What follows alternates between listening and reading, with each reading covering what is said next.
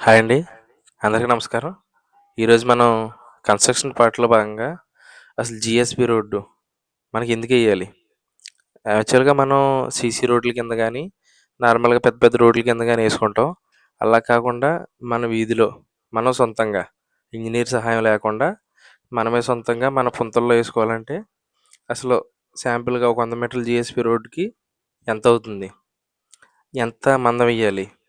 మనకి బేసిక్‌గా ఒక 6 అంగుళాలు శాంపుల్‌గా రావాలంటే ఎంత మందంతోటి ముందే మెటీరియల్ అంటే రోలర్‌తో తొక్కించక ముందు ఎంతేసుకోవాలి? 100 మీటర్ జీఎస్‌పీ వేయడానికి ఎన్ని లారీలు మనం దింపుకోవాలి? అంటే 3 గాని, 6 గాని సుమారుగా మనం అసలు ఎన్ని లారీలు దింపుకోవాలి? అనేది మొత్తం కూడా నేను ఈ వీడియోలో వివరిస్తాను. ఇదేంటంటే మనం సొంతంగా వేసుకోవచ్చు మాట మన ఏరియాల్లోను. మరింకెందుకు ఆలస్యం మొదలుపెట్టేద్దామా? Welcome to my channel.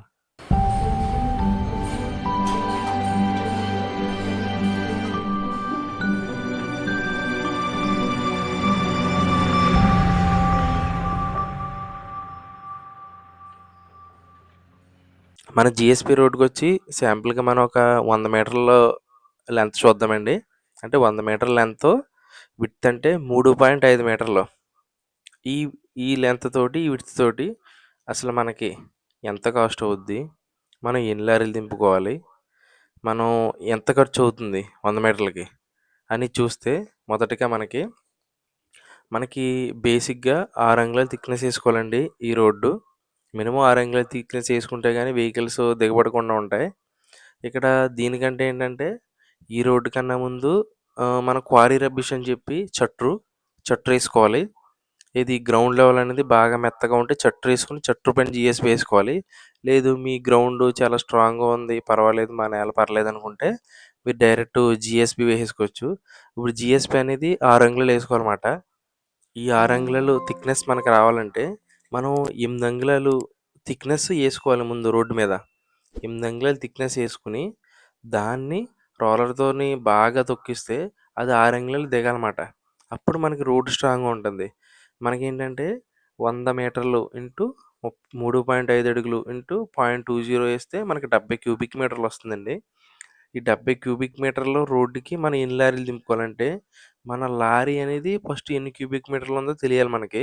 ఇదిగోండి ఈ పిక్చర్‌లో మీరు చూసిన విధంగా, మనం కాలిక్యులేట్ చేసిన విధంగా మీకు డయాగ్రామ్‌తో సహా చూపించాను. ఇదండి మన లారీ, 6 యూనిట్ల లారీ.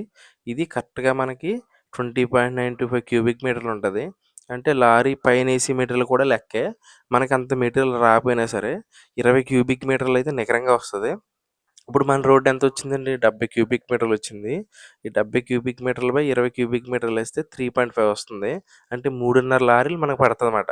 మనకిక్కడ 3.5 లారీలు దింపరు కాబట్టి మనం 4 లారీలు దింపుకోవాలి. 4 లారీలు దింపాలంటే లారీ వచ్చి మనకి 14,500 అలా పడద్దండి. 6 ఇంట్ల బండి. సపోజ్ మనం 15,000 ఏసుకున్నా గానీ మనకొక 60,000 అవుతుందండి మొత్తం. మెటీరియల్ దింపుకోవడానికి మనకి 60,000 అవుతుందండి. మెటీరియల్ దింపిన తర్వాత మనకి ఏమేం పనులున్నాయంటే జేసీబీ తోటి సదిరించుకోవాలండి మొత్తం. జేసీబీతో సదిరించుకోవాలి. మాన్యువల్‌గా మనుషులతో కూడా సదిరించుకోవాలి.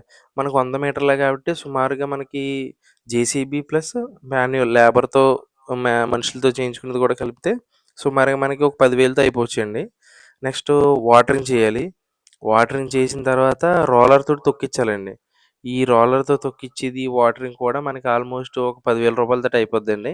అలాగా మనకి 4 లారీలు 60,000ను ఇదొక JCB labour 10,000 water plus rolling చేసి దానికి బండకి ఓ 10,000 ఏసుకుంటే మనం సుమారుగా రూ. 80,000 తోటి మనం 6 అంగుళాల మందంతోటి మనకి రోడ్డనేది రెడీ అవుతుందండి.